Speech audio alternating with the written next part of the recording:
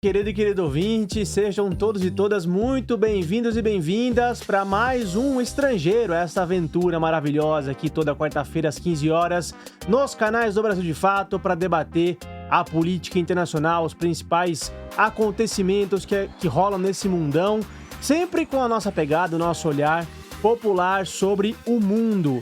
Eu sou o Lucas Stanislau e tá aqui comigo ele, Rodrigo Durão. Como é que vai, camarada? Muito boa tarde, Lucas. Pronto pra falar muito e votar muito também?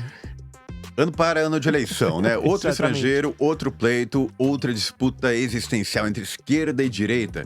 O bom é que essa que a gente vai falar hoje, as coisas estão indo bem pro nosso campo. A gente precisa de um respiro, né? Precisa de vitórias, desempenho, eficácia, como diria Abel Ferreira, né? Exatamente. A gente vai falar de Colômbia, que é a bola da vez, e que bola redonda que tá sendo jogada lá na Colômbia, né? Eu espero que a gente não seque, né? Estamos aqui num clima alto astral para esse episódio. Não seca, não. Mas eu espero que a gente não seque, né? Vamos manter essa postura ativa e altiva, né? Afinal de contas, Ivan Cepeda, candidato da esquerda, está com 44% das intenções de voto nas últimas pesquisas, uma cifra até estabilizada, se mantém há algum tempo. E ele disputa pode ser o primeiro turno das eleições colombianas, junto com o candidato da extrema-direita, óbvio, né? Como sempre, o Abelardo de la Espriella, e é a candidata que perdeu esse título de extremista da direita. Sim. Ele é apenas uma urubista, né? A senadora Paloma Valência. Ambos estão com cifras de intenção de voto bem mais baixas. O Espriella com 30, a Valência menos ainda. Mas existe a possibilidade de a eleição ser definida nesse domingo mesmo, sem necessidade de segundo turno. Essa eleição que é, de certa forma, um plebiscito a respeito do governo atual, do Gustavo Petro, que foi o primeiro governo de esquerda da história da Colômbia. Claro. E que está com uma aceitação, com uma popularidade muito grande e popularidade recente, né? Ele deu essa virada e conseguiu conquistar a preferência dos colombianos. Ele estava tendo um governo desaprovado, conseguiu virar o jogo, o governo aprovado pela maioria dos colombianos. E todo esse cenário não deixa de ser uma ótima notícia para o campo da esquerda, que está precisando de exemplos, modelos, vitórias para estudar, analisar e se inspirar para disputar suas próprias batalhas, né? Para o ouvinte ter uma ideia, o Petro de fato abriu, teve, né, que abrir com praticamente, no sentido figurado, claro, mas com golpes de facão aí, o seu espaço na política colombiana sempre muito marcada pelo anticomunismo e pela perseguição a lideranças políticas progressistas de esquerda, de fato um fato de enorme monta, de enorme significância a vitória eleitoral do Petro, e ele concluiu o seu governo, né? Concluiu o seu período administrativo. O que parecia que não ia acontecer em algum momento, né? Exatamente, ele ficou ameaçado várias vezes, não só pela violência política que a Colômbia é marcada, mas também por ameaças de golpe, de ruptura, de derrubada pela força, né? De uma ruptura institucional. Você pensa bem, a Colômbia era direitista durante as revoluções progressistas do começo do século, que viu o continente sul-americano ou latino-americano, né? A maioria dos países latino-americanos tinham governos progressistas ou aliados da esquerda mesmo, né? Mas a Colômbia ficou de fora disso. Foi um dos poucos que não elegeram. Não entrou na onda rosa, né? Não entrou na onda rosa. Mas esse governo do Petro tem tanta coisa para ser falada, tem tantos ângulos que a gente pode analisar, né? Que a gente podia chamar nosso comentarista para falar um pouquinho mais sobre isso, né? Totalmente. Miguel Stedley, onde está você, meu amigo?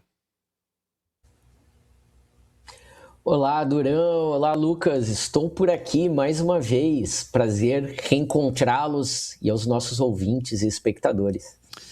Miguel. A gente tava com saudade de você, Miguel. Faz Exatamente. o quê? Mais ou menos um mês e meio que Miguel não aparece aqui no Estrangeiro.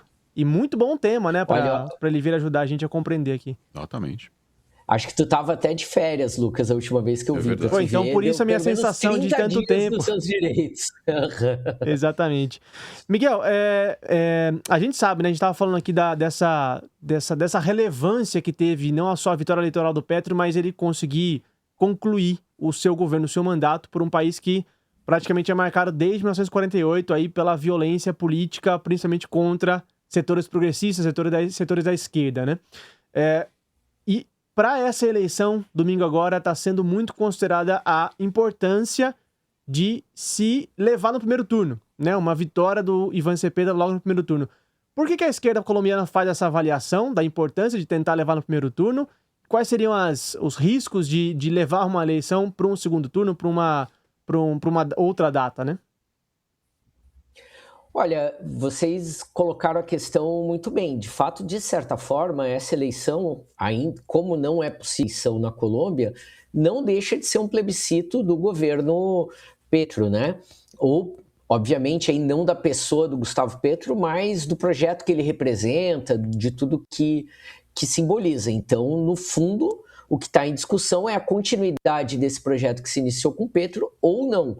Agora, a vitória do Petro já tinha sido com uma margem assim, significativa, inquestionável, etc., mas já tinha sido uma eleição bastante difícil, como tem sido todas as eleições na Colômbia, né? Inclusive aquelas vencidas por candidatos de direita, por todo esse contexto complexo que é a política colombiana há quase 100 anos, né? Então não é um cenário simples, enfim. Então não tem vitória simples na Colômbia. Agora, obviamente, como você tem um cenário de fragmentação das forças de direita, de extrema-direita, na verdade, né? Elas estão pulverizadas em várias candidaturas, não apenas nas duas mais importantes que vocês citaram. E existe uma possibilidade matemática, ainda que muito difícil, eu diria que não é o cenário mais provável de uma vitória no primeiro turno. É claro que para a esquerda seria sensacional, porque seria não apenas a vitória eleitoral, mas uma vitória política muito maior, quer dizer, você poder fechar isso no primeiro turno. Fale, assim, com todas as devidas proporções, mediações, etc., é a mesma coisa que a gente imaginar isso na eleição brasileira em outubro desse ano. Quer dizer, se o Lula vencesse no primeiro turno, que é um cenário cada vez mais distante, simbolizaria, daria muita força para um segundo mandato, né? No caso, tanto do Lula quanto desse projeto da Colômbia. Quer dizer, dá muito mais força, dá muito mais legitimidade para seguir implementando o projeto numa segunda fase. Por outro lado, ir para o segundo turno significa necessariamente uma convergência dessas forças de extrema-direita. De novo, a margem da vitória do Petro já foi uma margem, né? Não foi uma vitória avassaladora, né? Ainda que tenha sido uma vitória significativa, enfim. Então, obviamente, é uma nova eleição que se inicia num cenário ainda mais desfavorável do que esse. Miguel, antes da gente falar dos candidatos, do Ivan Cepeda, dos seus concorrentes, vamos falar um pouquinho de um balanço do que foi esses 4 anos do Petro, 2022 e 2026, né? Impressionante sob vários aspectos. O que ele conseguiu fazer com tão poucos deputados no Congresso, tão poucos senadores aliados, um país neurótico de guerrilhas, historicamente violento, que se mata político com muito mais facilidade do que se mata no Brasil, por exemplo, com paramilitares, maior produtor de cocaína, guerra contra o terror, ou seja, um caldeirão de violência que na esquerda nunca tinha se metido aí. Mas se meteu e ele foi bem pra caramba. Né? Você estava falando aí de 1948, até me lembrou, e Lucas, a gente qualquer dia precisa fazer um programa sobre o ano de 1948, 49, tudo aconteceu, exatamente, né? E a Colômbia tem esse caldo, esse histórico de convulsões, né, que aconteceram.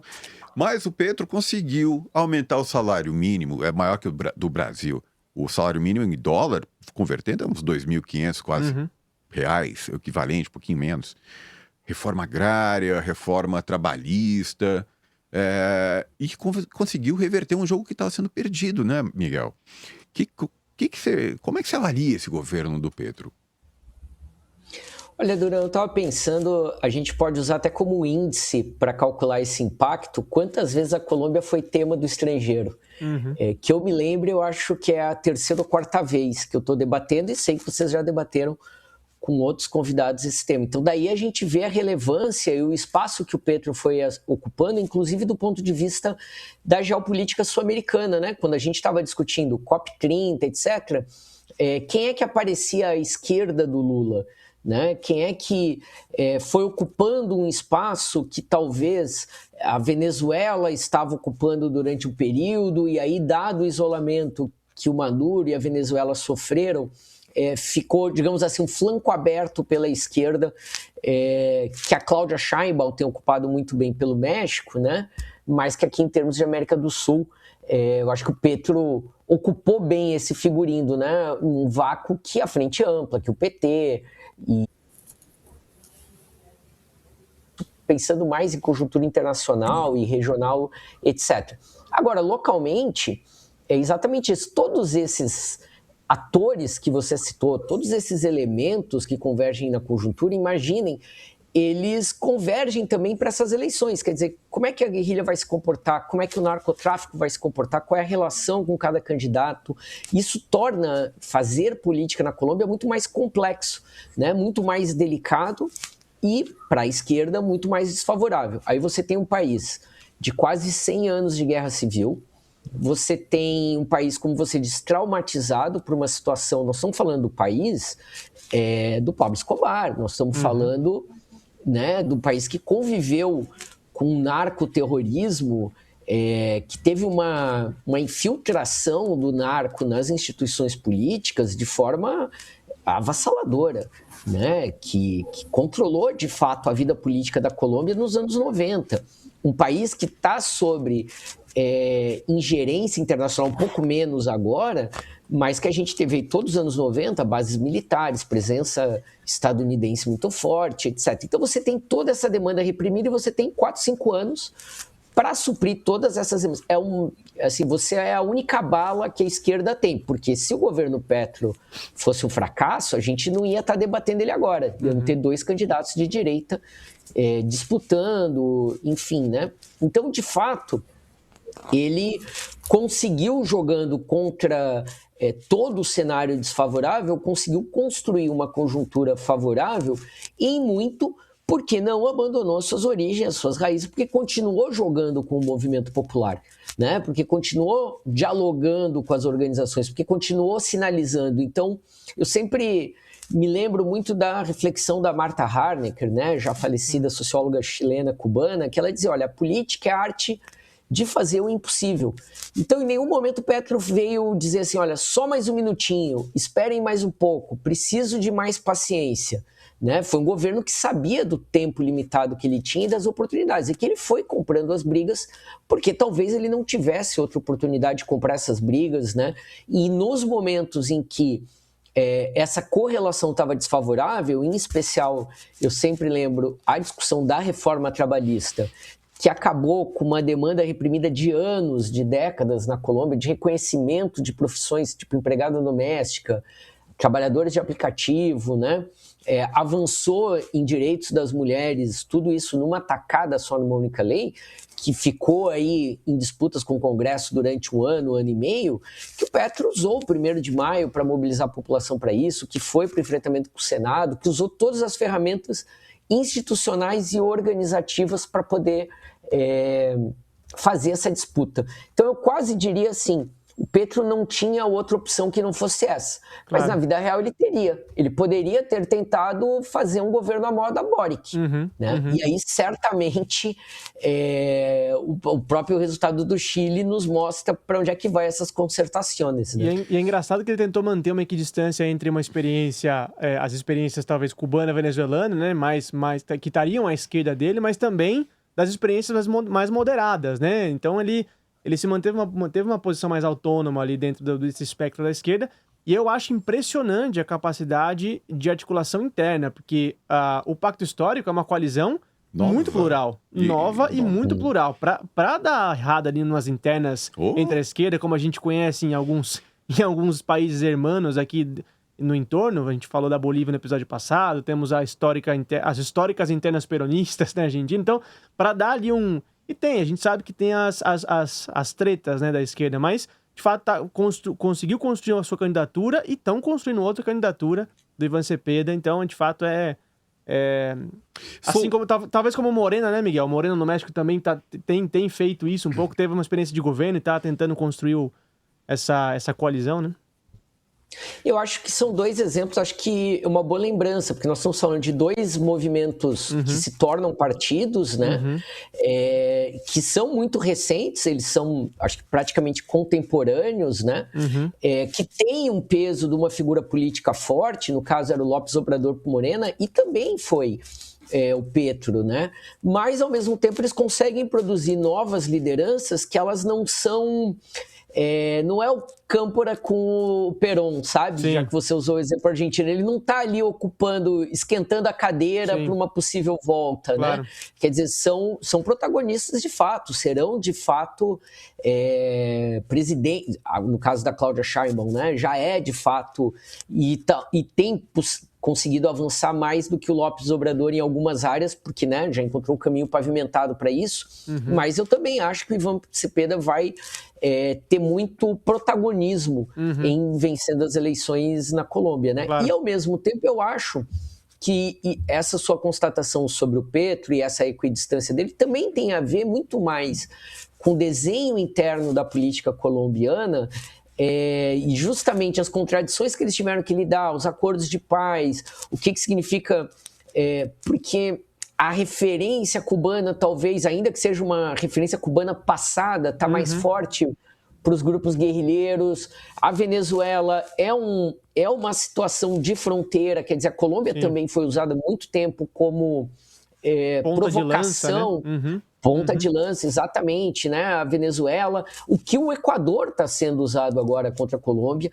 Então, também exigia, de certa forma, você fazer essas costuras internas para manter essa unidade delicada que você chamou a atenção. Sim. E, ao mesmo tempo, ter um comportamento diferenciado das escolas tradicionais, vamos dizer, que a gente tinha na esquerda latino-americana, né? Ao mesmo tempo, ele não podia se comportar como a Frente Ampla ou como o Boric, porque o tempo dele era muito mais escasso para isso. Claro. Olha só, Lembrou pessoal... o Hendrick essa. Aproveitando os minutos que são cabidos, né? Fazendo gol em todo jogo, entrando 8 minutos, faz gol. Mostrar serviço, né? 11 minutos, um gol e uma assistência. Esperamos que na Copa mantenha essa mística aí. Fora Olha só, Durão, o pessoal tá chegando aqui, cara, na audiência. A Neuza Faria manda um boa tarde. Aprendi recentemente a acompanhar esse excelente jornal. Parabéns. Obrigado, Neuza. Muito obrigado. O Carlos Silva e o Livros Leitura e a Experiência de Santa Teresa, Rio de Janeiro presente. Um abraço pros ouvintes cariocas. E o canal Q5R, boa tarde, muito bom programa. A gente tá ao vivo aqui, gente, 3 horas e 19 minutos no canal do BDF. Manda sua mensagem, seu comentário, sua pergunta, manda Pix, né? Pix também. doe@brasildefato.com.br. Como é que é? doe@brasildefato.com.br. Manda seu fácil Pix que aí. andar pra frente. E um superchat aqui também pelo YouTube, que a gente gosta também. Gostamos, vamos ler. De ver aqui o coloridinho no chat do YouTube. Durão, tem mais gente na linha com a gente, né? Pois é, direto de Bogotá. Que lugar maravilhoso. Leonardo, você tá me ouvindo? Estou te ouvindo. Oba. Estou ligando, porque eu estava no celular, agora eu troquei para o computador, então deu uma confusão aqui, mas estamos segurando a onda. Maravilha. Bom, Lucas, Durão, tudo bom, Miguel? Estamos aí na luta. Direto de Bogotá, Leonardo Wexel Severo, da coordenação da agência Comunicasul, de comunicação colaborativa. Um prazer estar contigo. Já começo te perguntando, meu amigo, como é que está o clima faltando poucos dias para a população ir votar? Como é que está esse clima eleitoral? O que você pode dizer para a gente sobre a atmosfera? O clima está bastante quente nas ruas, né? Teve uma passeata grande em defesa da reforma agrária nessa semana, onde teve presente a ministra, gente de todos os cantos do país. Esse é um ponto central, nevrálgico do governo, né? Esse compromisso com a justiça agrária, e que tem sido chave no combate à violência no campo, né? A direita aqui tem mais ou menos um modus operandi claro. Faz atentados, mata muita gente, transforma isso num clima de guerra, numa insegurança que questiona os acordos de paz defendidos pelo presidente Petro, pelo candidato Ivan Cepeda, que inclusive teve o pai assassinado, né? Questiona a Aida Kilque, que é a nossa candidata a vice-presidente, digo nossa porque nos unamos já claramente em defesa da justiça agrária, que teve também um marido assassinado em 2008, quando ia buscar ela no aeroporto por soldados do exército, voltava de Genebra, onde discutia a questão dos direitos humanos. Então é mais ou menos um roteiro ensaiado, né? Um controle grande dos meios de comunicação, que são pauta dos bancos, das transnacionais e dos latifúndios, e a partir disso tentam jogar para a população um clima que não existe, né? Porque se houve essa violência agrária gigantesca, cara, tá com problema aqui a minha conexão. A gente tá te ouvindo, Leonardo. A gente tá te ouvindo e te vendo normalmente. Eu não sei o que tá havendo com a questão. Não, tá. Pode continuar, sim. Pode Leonardo. continuar, Tá tudo certo. A gente tá te ouvindo. Eu queria te perguntar, você falou uma coisa curiosa. Se eu cair, eu retorno. Tá joia, tá joia. Então, peraí, Leonardo. O que acontece é que está tendo muita mobilização de rua. O governo se sustentou justamente em apostar nessa presença, né, nas ruas, de não ficar nos gabinetes. E o Ivan Cepeda e a Aida têm se comprometido a fazer um governo junto aos estudantes, junto aos trabalhadores, apostar nas reformas sociais e apostar no avanço das medidas sociais. Por uma questão esdrúxula, completamente absurda, a legislação aqui não permite que o presidente Petro participe dos comícios. Uhum. Então, é uma coisa que o grande capital utiliza toda a sua estrutura em defesa das suas candidaturas, coloca, por exemplo, o El Heraldo, que é o principal jornal de Barranquilla, com editorial apoiando abertamente ao Abelardo de la Espriella, que é um mega empresário, bilionário, defensor de narcotraficante, que não vivia no país, né? E é isso, quer dizer, tenta criar um sentimento, um clima artificial que não existe. A população está bastante confiante, eu acredito, claro, na continuidade desse processo e na importância que ele tem para a integração latino-americana. Ou seja, não apenas para a defesa da sua soberania, sim, mas para a perspectiva de um avanço. E aí o Cepeda perde o melhor cabo eleitoral que ele poderia ter, que é o presidente da República, né? Mas agora ele tá também, né? O Petro, de certa forma, ele tá totalmente no espectro. Ele tá em todas, né? Tá em inclusive todas. Pelas redes, assim, ele é muito ativo. Mas eu me lembro que eu tive em Cartagena, né? Não faz 3 meses, para cobertura de um evento sobre reforma agrária, uma conferência internacional de reforma agrária. Eu fui cobrir pelo Brasil de Fato. Entrevistei algumas ministras, inclusive a ministra da Reforma Agrária, Marta Carvalhalino. E sempre os assessores muito preocupadíssimos, porque já estava em pré-campanha eleitoral e, olha, os ministros de Estado, os membros do governo não podem entrar em temas eleitorais. Seja senadores, deputados, membros do governo não podem entrar em temas eleitorais. Tem uma lei muito rígida na Colômbia nesse sentido. E a esquerda, toda vez que chega no poder, tem essa preocupação de não fazer... Não vacilar, né? Toda vez, porque qualquer brecha judicial é pretexto, né? Eu me lembro, no começo do governo Petro, ele teve... brigas, rixas muito, muito marcadas com o Ministério Público, né? O fiscal, que agora não vou me lembrar o nome, o procurador-geral, que abriu batalha diretamente, publicamente contra o governo, né? Foi uma coisa bem marcada ali dos primeiros anos de governo. Sim, e que acabou sendo revertido, né? Eu queria voltar com o Leonardo. Fala um pouquinho dos candidatos concorrentes do Cepeda, do Ivan Cepeda. Quem são esses dois, né? A senadora uribista e o candidato da extrema-direita. Você falou também que a mídia tenta colocar um clima que não existe. O que é? A mídia tenta colocar um clima de violência e tensão quando as ruas estão calmas, quando a população está animada, com o astral lá, um bom astral. É isso que está acontecendo? Não, por exemplo, hoje a manchete dos principais jornais todas foi em função de um atentado que ocorreu numa cidade no norte do país, numa cidade costeira, né? E que ficaram feridos 12 soldados.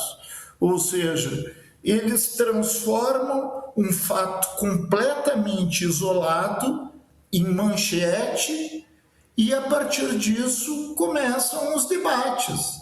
Então, quando eles fizeram um atentado contra o Alexander, que é um senador peso pesado da esquerda, no Cauca, né, isso foi invisibilizado. Ou seja, quando alguém comprometido com a reforma agrária e com os direitos sociais é atingido ou é alvo do crime, isso não ganha o mesmo destaque, porque é um interesse claro dos donos dos meios de comunicação, dos grandes conglomerados midiáticos, em fazerem a sua pauta e, a partir dessa pauta, esquecerem os avanços sociais, esquecerem o expressivo aumento do salário mínimo, né? Vamos lembrar que o salário vital, que é como o Petro chama, o salário mínimo digno, que teve um reajuste de 23,7%, isso contra uma inflação de 5,2%, ou seja, um aumento real de 18,5%. Estava conversando hoje com o presidente da CUT aqui, que é a principal central sindical, central unitária dos trabalhadores, ele disse, sem dúvida nenhuma, o principal ganho que o governo Petro proporcionou ao conjunto da população foi justamente o aumento do salário mínimo. Porque isso não significou apenas uma valorização do trabalho, não significou desvalorização do capital. Até porque o microempresário, o empresário começou a vender mais. Todo aquele discurso arrogante, prepotente e mentiroso de que aumentar salário mínimo iria gerar uma disparada inflacionária, inflação, né? Todo aquele discurso que a gente conhece bem no Brasil, aquilo tudo foi afogado, né? Foi desmentido na prática. Vou dar um exemplo para vocês. Eu estava conversando com um menino que ele se sente um microempreendedor, né? Um microempresário. Ele tem uma banca de cachorro-quente. Aí eu digo, escuta, como é que afetou para ti? No primeiro momento eles ficam meio cabreiros, assim, ficam meio com o pé atrás em se posicionar politicamente, justamente por esse receio que vocês todos estão abordando sobre os anos de guerra civil, né? Que se fala em 260 mil mortos. As democracias colombianas mataram mais do que as ditaduras brasileiras, argentinas, chilenas, tudo junto. É um negócio verdadeiramente absurdo. Aí o menino disse para mim, o jovem, né? Ele disse, antes eu via um pai passar com o filho e ele comprava um cachorro-quente ou dividia o cachorro-quente com o filho, ou, se o filho era um pouco maior, eu dava inteiro para o filho. Agora não, agora ele compra 2 cachorros-quentes. Eu estou falando isso para dizer que não é um super contrafilé, não estou falando de ceviche, ou pescado, eu estou falando uma melhora, que ela é pequena ainda, mas ela não é irrisória. Isso mexe com o sentimento das pessoas. Claro. Houve uma redução objetiva de 30% na energia elétrica. Houve maior distribuição de água, né? Que é uma coisa que antes era extremamente concentrada. O Petro está fazendo investimentos em questão de metrô e tal.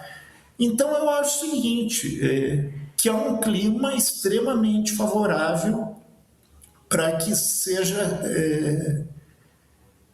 para que isso se traduza em votos, né? Sim. Eu acho que há um clima pulsante. Com certeza eu estou falando para vocês agora, estou arrepiado, vocês estariam também. Depois eu vou mandar para vocês o vídeo do comício de encerramento da campanha do Cepeda.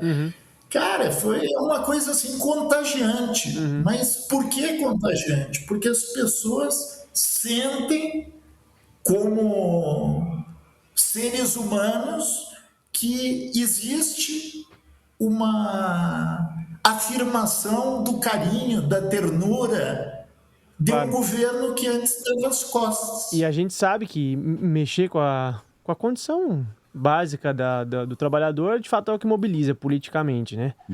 Porque ele conseguiu resultados muito bons. Além do aumento do salário mínimo, a inflação está controlada, o oposto do que se diz, né? Os abutres do mercado dizem que vai dar tudo errado e deu tudo certo. Agora, Durão, o Leonardo falou em contágio, né? Que é contagiante. Sabe outra coisa que é contagiante?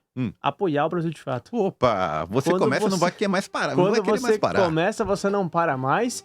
E se o seu vizinho ou seu colega faz, você também vai fazer mais dia ou menos dia. Bate aquele ciúminho. Você pode fazer por vários jeitos, né? Vários caminhos. Tem aí o que tá aparecendo na nossa tela, esse QR Code maravilhoso, que é a nossa campanha do Apoia-se. Você pode acessar também apoia.se/Brasil de Fato. E algum plano de assinatura ali, tenho certeza que vai caber no seu bolso. Vai fazer uma diferença enorme aqui pra gente seguir o nosso trabalho, entregando pra você um jornalismo popular diariamente. Você também pode mandar o Pix, a gente já falou, né? doe@brasildefato.com.br, ou também mandar o seu superchat aqui pelo YouTube. E como é de praxe, a gente vem fazendo nos últimos meses, Durão, queria só lembrar que o MST segue com a campanha permanente de solidariedade, né, para arrecadar fundos para questão humanitária em Cuba. A gente sabe que a ilha de Cuba vem sofrendo cada vez mais o agravamento, né, das medidas de bloqueio aplicadas pelos Estados Unidos, e o MST, junto com outros movimentos populares, está organizando essa campanha permanente de solidariedade. Você pode doar para essa campanha importantíssimo com a chave Pix que está aparecendo na sua tela. E se você está só ouvindo a gente, eu vou te dizer, é um CNPJ, né? 11 586 301 1000 ao contrário 65. Você pode fazer sua contribuição aí e, de alguma maneira, colocar aí sua pedrinha para furar o bloqueio dos Estados Unidos contra o povo irmão de Cuba.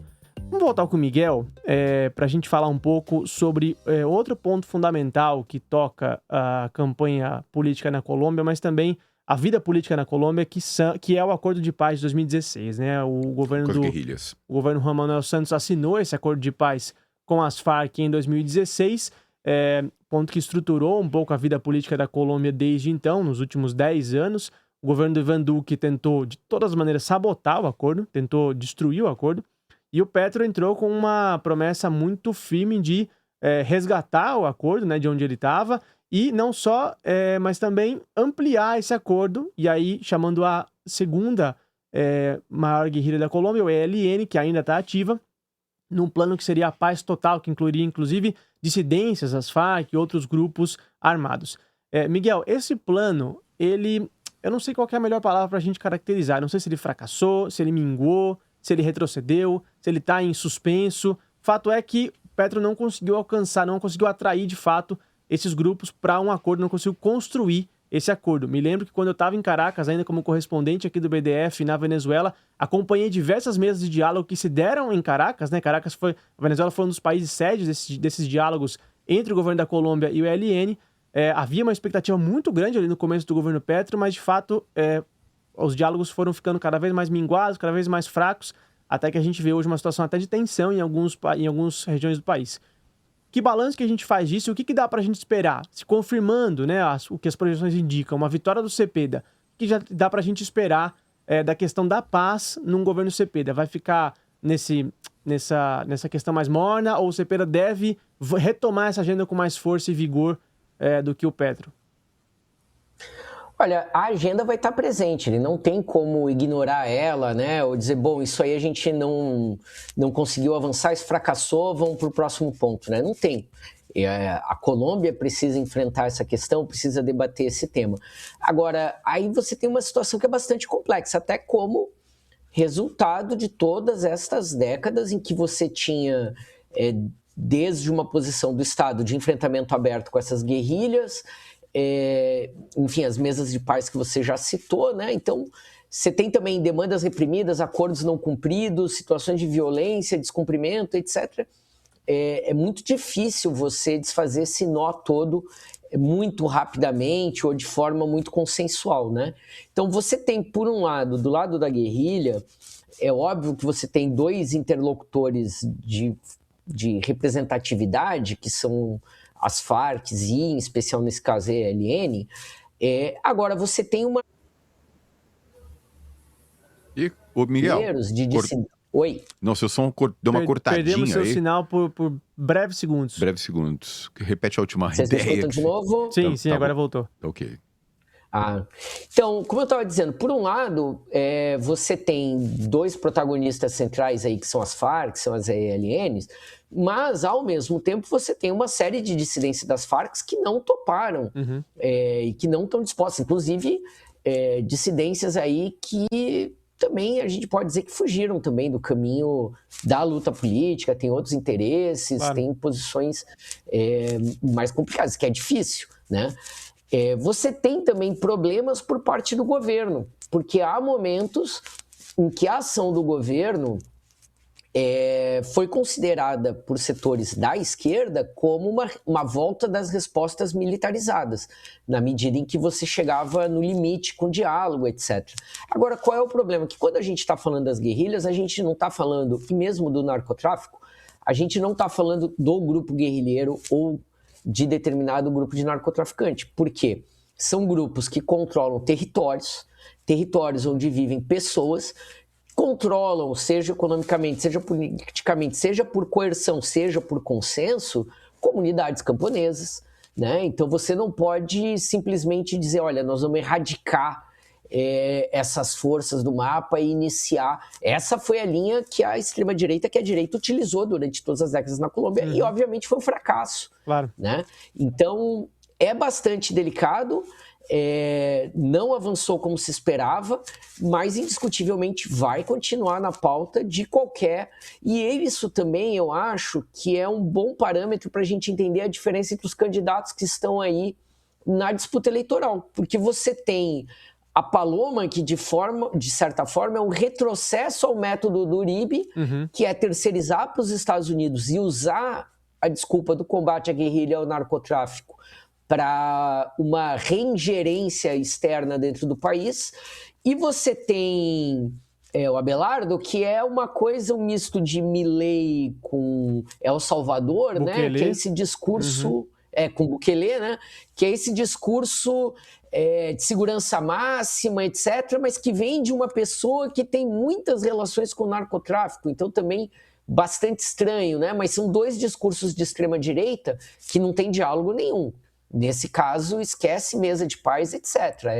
É a resposta pela porrada, uma com tacape americano, claro. E o outro da militarização. Então, inclusive, por mais divergências que haja, não tem caminho melhor para a paz do que o Ivan Cepeda nesse momento. O Abelardo, pensando, inclusive, como grupo guerrilheiro, né? Até se parece um pouco com o Bukele, né? Aquela questão de desenhar a barbinha, assim, né? Estética, uma coisa meio... né? A estética e o costume de abusar da inteligência dos eleitores de extrema-direita, né? Ligações com o narcotráfico, vamos combater o narcotráfico, né? Como é que eles acham que vão cair nessa, né? É o meme do Homem-Aranha, né? Um apontando pro outro. É o meme do Homem-Aranha.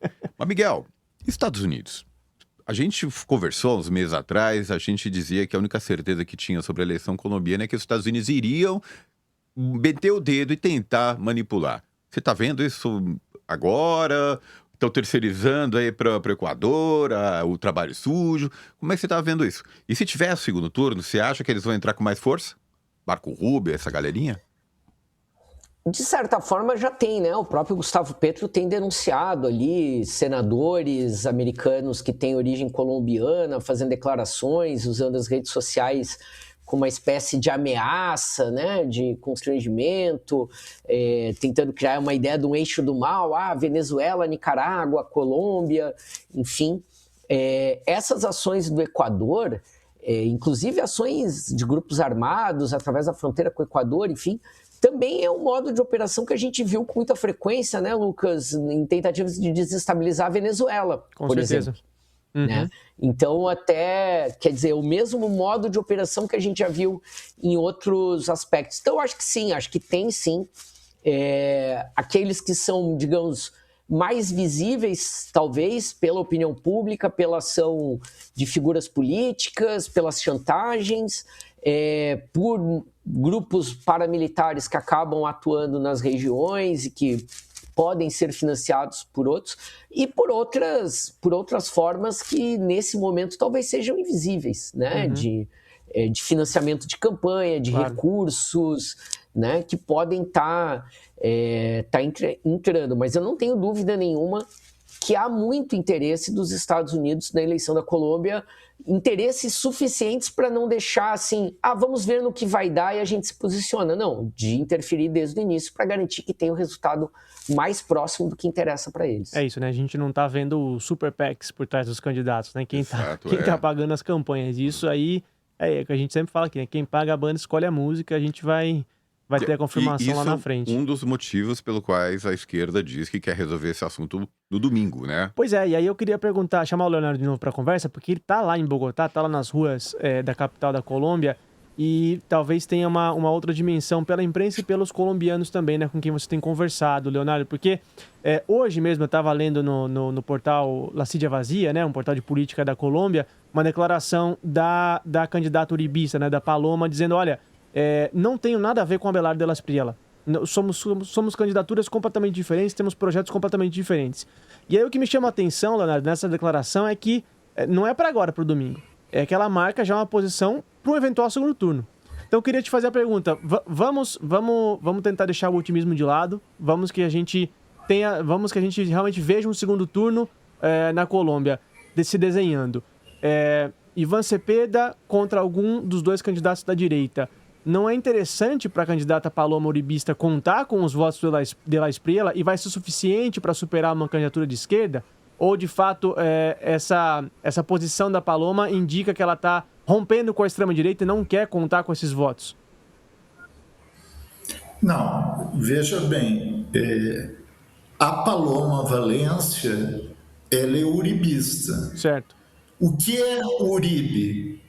É o neoliberalismo potencializado. É o fascismo. Da mesma forma que o Abelardo de la Espriella. São neoliberais e fascistas. Não há diferença entre os dois. Pode haver na forma. No conteúdo, são o mesmo. E o Ivan Cepeda tem denunciado claramente isso.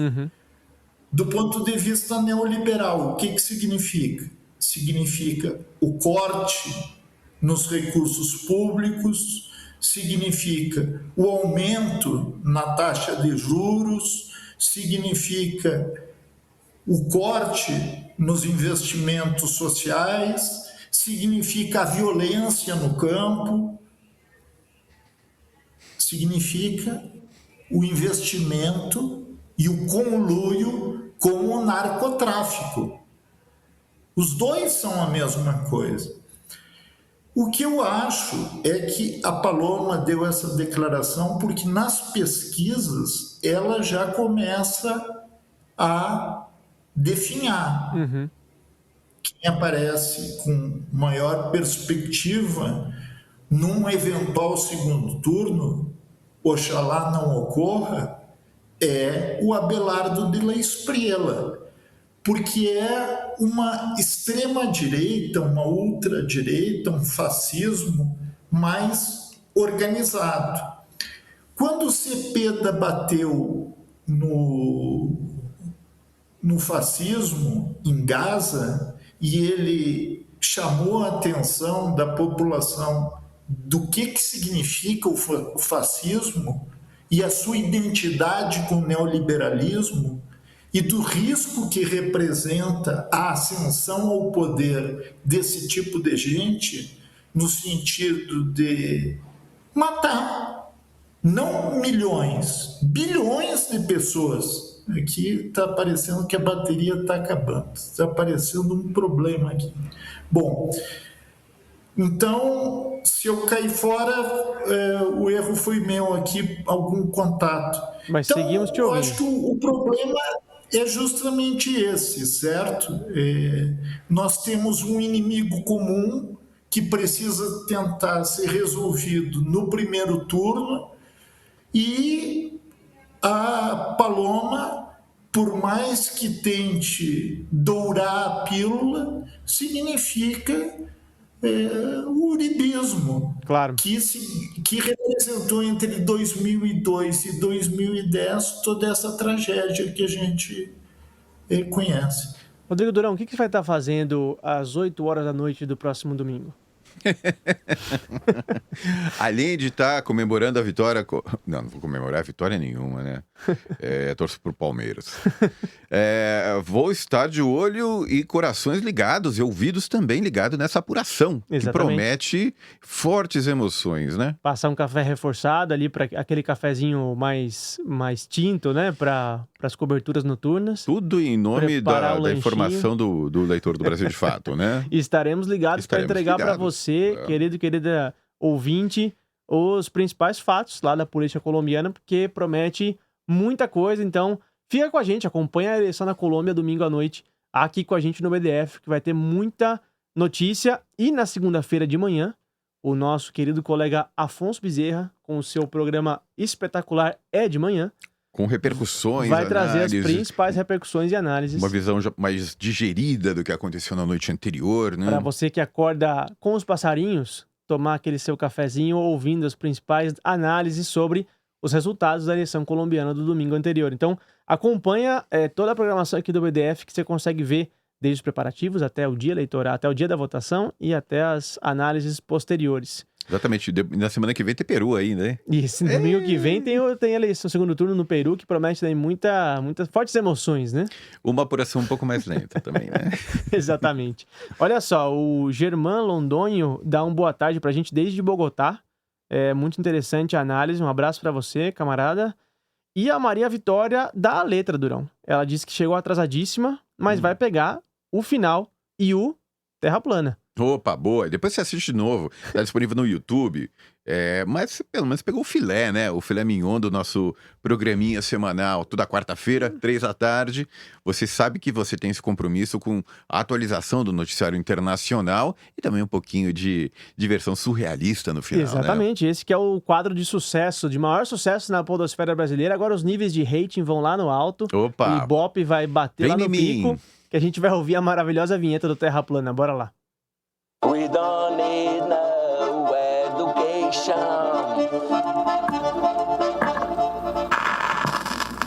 A Terra é plana. Então tá bom.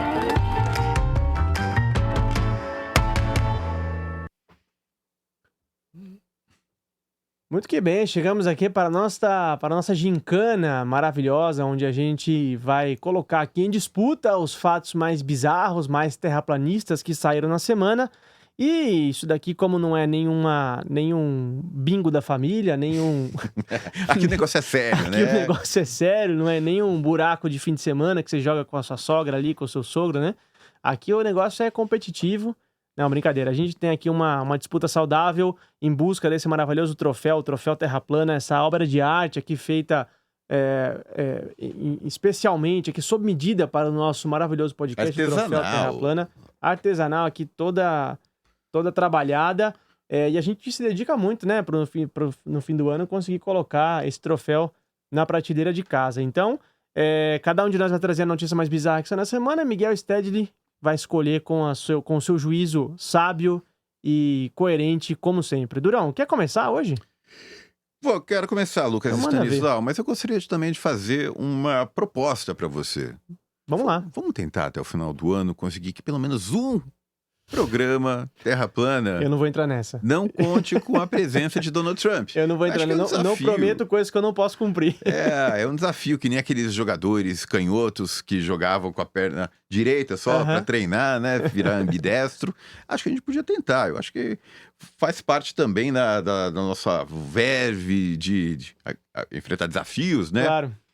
Mas nesse gramado sintético aqui do estrangeiro, eu chego com ele, né? Com Donald Trump. Não consegui. O nosso laranjão.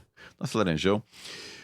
No momento em que 61% dos estadunidenses desaprovam esse governo do Donald Trump, vem caindo a cada mês, ele declarou na quinta passada, ou sexta, que ele venceria, que ele teve acesso a uma pesquisa de intenção de voto israelense, que indica que ele teria 99% das intenções de votos para ser o próximo primeiro-ministro de Israel. De Israel.